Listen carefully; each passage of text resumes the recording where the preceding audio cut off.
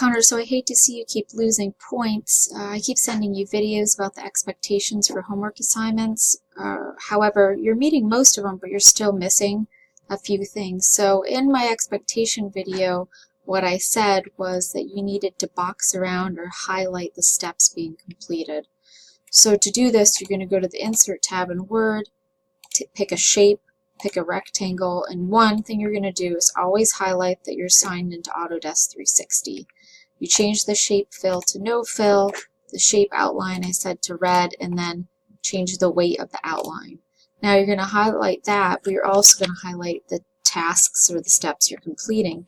So in this one, you were selecting the concrete floor type, so you have to box around that. Then you can just hit Control-C to copy and Control-V to paste. So now you would go down to the next step and you would highlight whatever it is that you were completing. So if you're showing me this, you're going to highlight around that.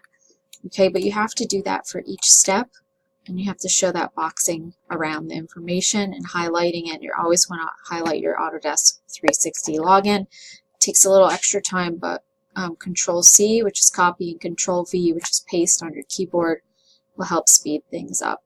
The other thing that you're not doing down here is you're not putting in your file path. So the reason I asked for the file path is because last semester I had students copying each other's work. So now I need to see that the file is original to you, which is the reason I'm asking you to do this. So in your footer, you need to go to the document information, and then you click file path, and then it just tells me wherever you have that saved. Okay, so please complete those steps and you'll stop losing points, and then you'll get a higher grade in the class, and then you won't be so frustrated. I hope that information helps you.